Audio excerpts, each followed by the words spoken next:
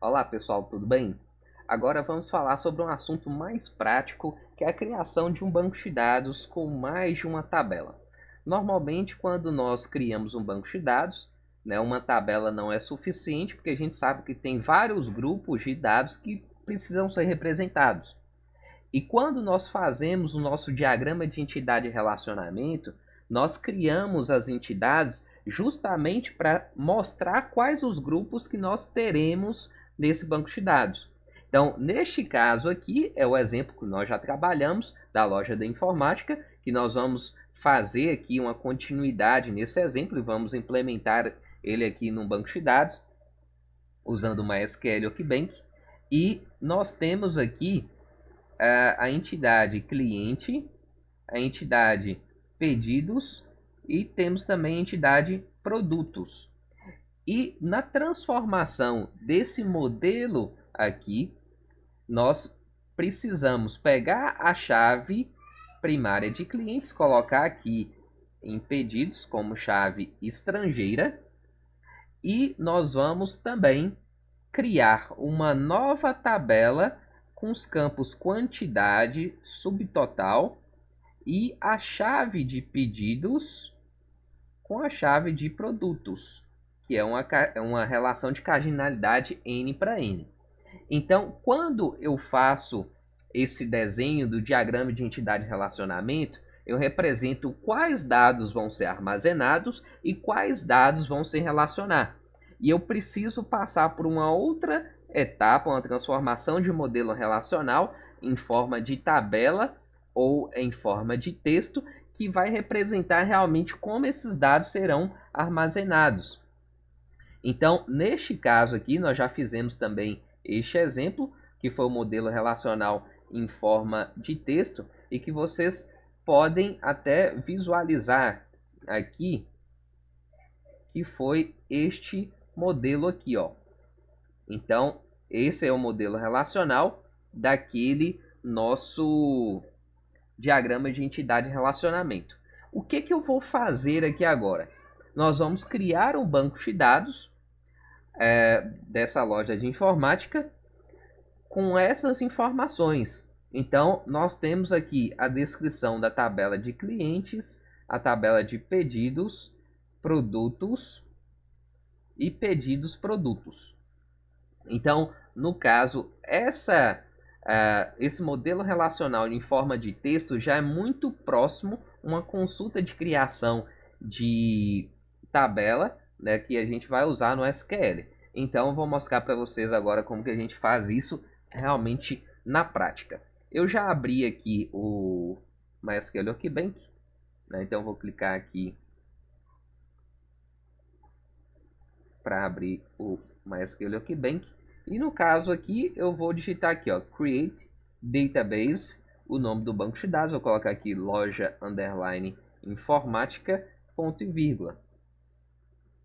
Nesse caso aqui, eu vou colocar use loja informática, que é o nome do meu banco de dados. Para eu falar, ó, eu vou usar esse banco de dados aqui. Quando vocês estiverem utilizando a plataforma online de banco de dados, no caso vocês não vão precisar digitar esses dois primeiros comandos. Nós vamos criar a partir da criação de tabelas, né? Então isso aqui vai ser, vamos ser dispensado se for usar a plataforma online. Mas vamos lá. Normalmente a gente vai criar essa estrutura toda, né? Aqui agora eu vou pegar a formação da minha tabela. No caso aqui eu vou começar com a tabela de clientes. Então aqui eu vou colocar aqui, ó, create table clientes. E agora eu coloco a formação dos campos que eu vou ter. Então eu vou ter aqui o código, né? Então código inteiro tem uma chave primária que eu posso colocar primary key aqui. Posso colocar também a opção auto incremente para esse campo ter uma numeração automática. Eu vou colocar nome varchar 50. Se eu quiser que esse nome seja obrigatório, eu coloco not null. Sobrenome varchar 50 também. Isso seguindo o modelo, né? Telefone varchar 20, rua varchar 100. E agora eu vou continuar todos os campos, né? Então eu vou digitar todos eles aqui, daqui a pouco a gente dá sequência aqui rapidinho. Bom, então eu já digitei todos os campos aqui. Quando eu termino de digitar os campos, eu coloco um parênteses e um ponto e vírgula para fechar a criação dessa tabela de clientes. Se eu quiser, eu posso executar aqui, né, até para ver se ficou tudo certinho. Eu vou clicar aqui nesse raio. Então, ok. Todas as consultas foram executadas com sucesso. A gente pode perceber aqui com esse verdinho aqui embaixo. E agora nós vamos continuar a criar as novas estruturas. Então, é interessante eu perceber aqui o seguinte. Essa tabela de pedidos, ela possui uma chave estrangeira. Normalmente, eu faço a adição, a criação da tabela que não possui chave estrangeira. Então, eu deixo essas tabelas para depois. Então, neste caso aqui, eu vou fazer a tabela de produtos primeiro e depois nós passamos a fazer a tabela de pedidos. Então, vamos criar a tabela de produtos aqui. Então, agora eu coloco aqui um create table produtos e os campos código int primary key auto incremente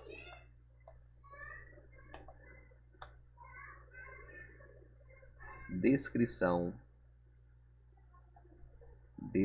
do produto varchar 100, vou colocar not null para ser obrigatório, informação importante, e preço unitário, usar o campo tipo float, colocar not null também para ser obrigatório.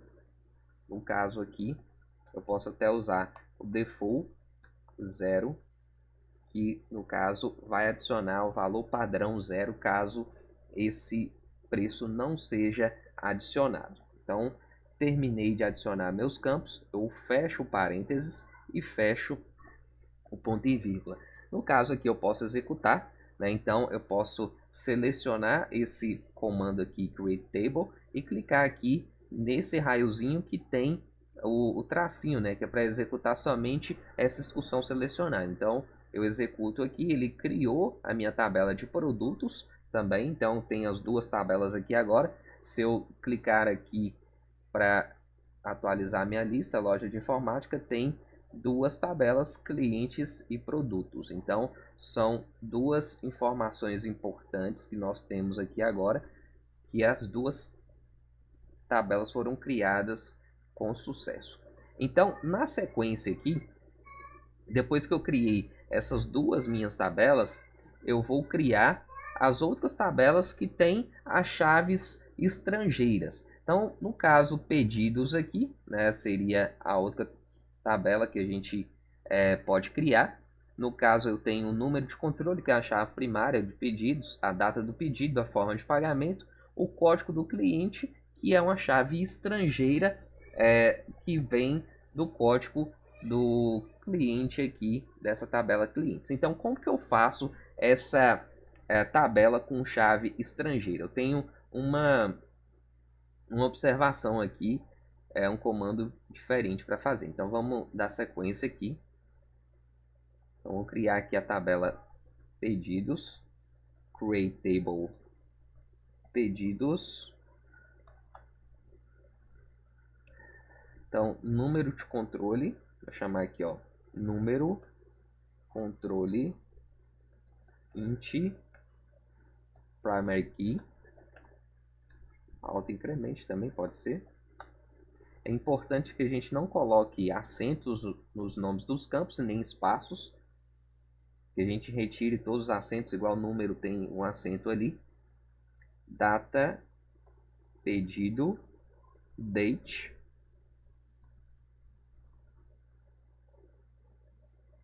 Forma, pagamento. varchar 30.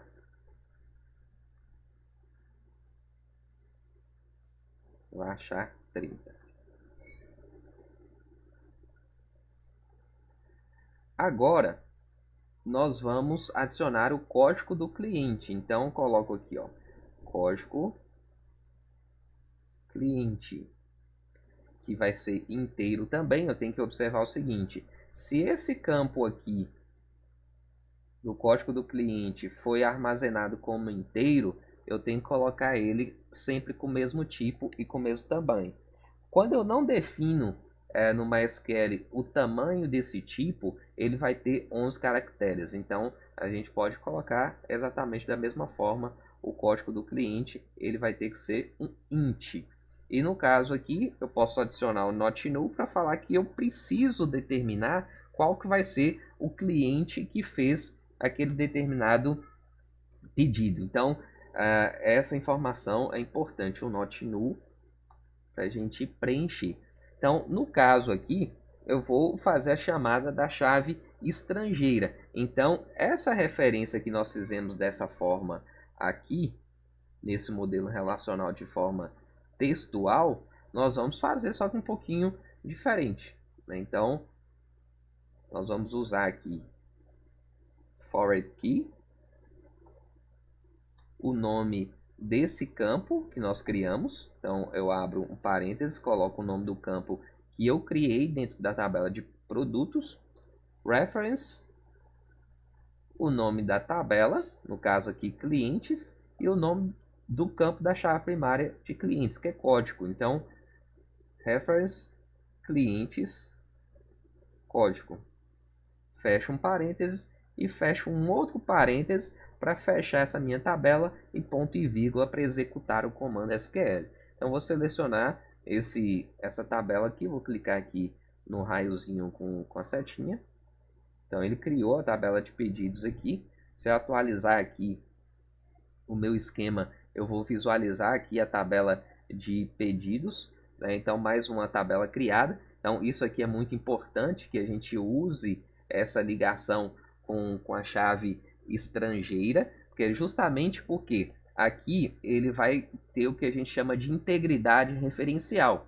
Eu vou colocar aqui somente clientes que possam ter cadastro na loja. Então, se eu não tiver o cadastro, se eu não tiver o código aqui, eu não vou conseguir fazer a indicação do cliente. Então, por exemplo, se eu tenho somente lá 100 clientes cadastrados na loja, é de 1 a 100 os códigos. Se eu tentar cadastrar o código 101 aqui, eu não consigo. Então, eu tenho que cadastrar primeiro o cliente e depois faço o cadastro desse cliente no pedido para poder representar. Então, essa integridade referencial ela é extremamente importante para o nosso banco de dados. Legal? Então, continuando aqui no desenvolvimento do nosso modelo, nós temos essa última tabela aqui, essa quarta tabela, que é pedidos produtos, que tem o número de controle do pedido, o código do produto, com a quantidade, que é um número real, subtotal é número real, número de controle é uma chave estrangeira do pedido. Então, isso aqui é o código do pedido, a chave estrangeira.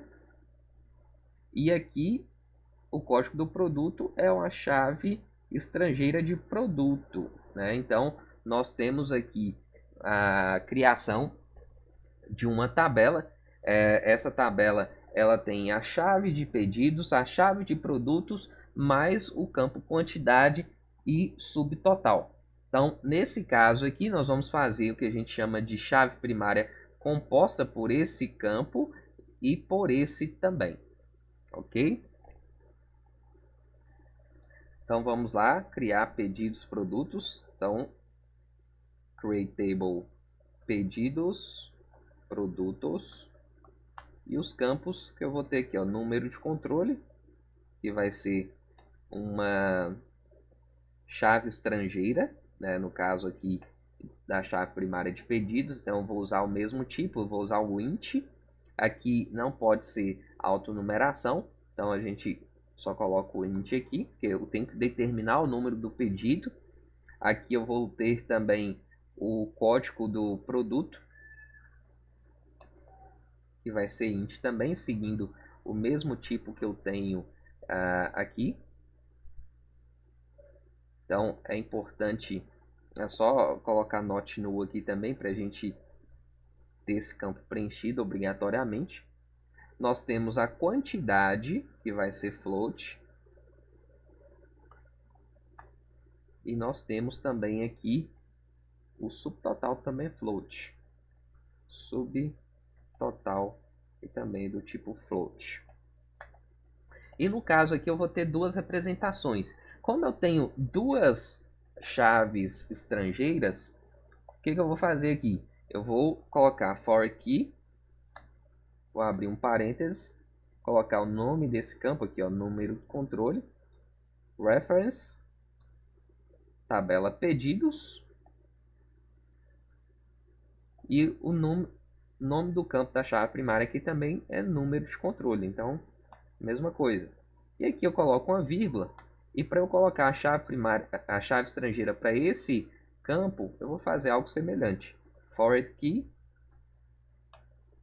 código do produto, que é o nome do campo aqui na minha tabela que eu criei, reference, produtos, que é o nome da tabela, e código, que é o nome da chave primária nessa tabela produtos. E aqui no caso eu posso criar uma chave primária composta por esses dois campos. Então eu coloco uma vírgula aqui, primary key. Agora eu vou colocar a chave primária embaixo, né? Porque eu vou abrir um parêntese e vou adicionar esse campo, número de controle, e também o código do produto como chave primária composta dessa minha tabela. Vou fechar aqui um parêntese, colocar um ponto e vírgula. Vou selecionar aqui agora e executar essa criação de tabela. Ok, tabela criada com sucesso, a gente pode perceber aqui. Eu vou atualizar meu esquema aqui também. A gente percebe que as 4 tabelas estão armazenadas aqui agora, clientes, pedidos, pedidos, produtos e produtos. Ou seja, então nesse caso nós criamos esse modelo dentro do banco de dados. Então o modelo agora já está pronto para ser utilizado. A estrutura das tabelas, então ok, né? A gente já consegue realmente utilizá-lo na prática. Então isso aí é uma sequência aí que nós vamos fazer nas próximas aulas. Beleza? Até mais!